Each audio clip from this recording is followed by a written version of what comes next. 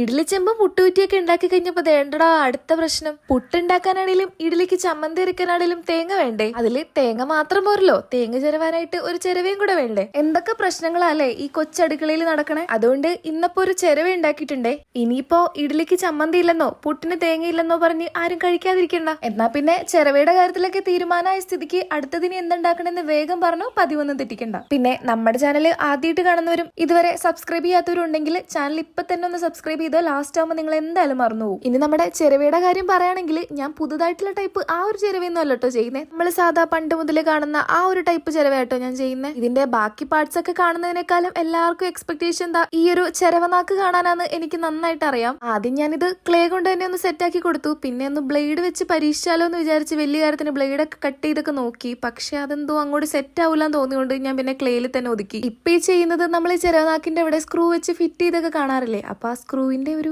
ഡീറ്റെയിലിങ്ങിന് വേണ്ടിയിട്ട് ഞാൻ ചുമ്മാ 2 ബോൾസ് ഉണ്ടാക്കിയിട്ട് വെച്ചു കൊടുത്തു. പിന്നെ ഈ ക്ലേനെ പറ്റി അറിയാത്തവർക്കായിട്ട് പറയാം, ഈ ക്ലേ നമ്മൾ വീട്ടിൽ തന്നെ ഉണ്ടാക്കിയ ക്ലേ ആണ്. അപ്പൊ അതിന്റെ വീഡിയോ കാണാനായിട്ട് താല്പര്യം ഉണ്ടെങ്കിൽ ഒന്ന് ചാനലിൽ പോയി നോക്കിയാൽ മതി. അതുപോലെ കുറെ പേര് കുറെ സാധനങ്ങളൊക്കെ ഉണ്ടാക്കിയിട്ട് അതിനകത്ത് പെട്ടെന്ന് ക്രാക്സ് വീഴണമെന്ന് പറയുന്നുണ്ട്. ഒന്നെങ്കിൽ അത് നിങ്ങൾ എടുക്കുന്ന മണ്ണിന്റെ പ്രശ്നമാവാം, ഇല്ലെങ്കിൽ നിങ്ങൾ ക്ലേ വെച്ചിട്ട് ഓരോ സാധനങ്ങളൊക്കെ ഉണ്ടാക്കി എടുക്കുമ്പോൾ അത് ക്ലേ നന്നായിട്ട് കുഴച്ചിട്ട് എടുക്കാത്തതിന്റെ പ്രശ്നമാവാം. പിന്നെ മെയിൻ ആയിട്ട് ഇത് ഡ്രൈ ആക്കുന്ന കാര്യം ഒരിക്കലും വെയിലത്ത് കൊണ്ടേ വെച്ച് ഉണക്കി എടുക്കരുത്. അപ്പൊ നമ്മുടെ ചിരവയുടെ പാർട്സ് ഒക്കെ ഞാൻ ഉണ്ടാക്കി കഴിഞ്ഞിട്ട് ഒരു ഡേ ഫുൾ ആയിട്ട് അത് ഡ്രൈ ആക്കാൻ വെച്ചു. എന്നിട്ട് പിറ്റേന്നാണ് ഞാൻ അതെല്ലാം കൂടെ ഒന്ന് ഫിറ്റ് ചെയ്ത് കൊടുത്തത്. കാരണം ഡ്രൈ ആവാണ്ട് ഈ ഒരു സെറ്റപ്പിലേക്ക് ആക്കി എടുക്കാനുള്ള ഐഡിയ ഒന്നും വേറെ എനിക്ക് കിട്ടിയില്ല. അങ്ങനെ ഏകദേശമൊക്കെ നമ്മുടെ ചിരവ സെറ്റ് ആയിട്ടുണ്ട്. അപ്പോൾ ആദ്യമായിട്ട് ക്ലേ വെച്ചിട്ട് ചിരവ ഉണ്ടാക്കുന്നത് നമ്മളാന്നാ എനിക്ക് തോന്നണേ. അപ്പൊ നമ്മുടെ ചിരവ ഇഷ്ടപ്പെട്ടാല് വീഡിയോക്ക് ഒരു ലൈക്ക് ഒക്കെ തരൂലേ? ഇത് കണ്ടപ്പോ എനിക്ക് ചിരവില്ലാണ്ട് എന്തോ ഒരു ആമക്കുഞ്ഞിനൊക്കെ പോലെ തോന്നുന്നുണ്ടായിരുന്നു. നിങ്ങൾക്ക് എന്താ തോന്നിയെന്നുള്ളതൊക്കെ കമന്റിൽ പറഞ്ഞോ. ഇനി ഇതുപോലത്തെ വീഡിയോസ് ഒക്കെ കാണാനായിട്ട് ചാനൽ സബ്സ്ക്രൈബ് ചെയ്യാൻ മറക്കല്ലേ.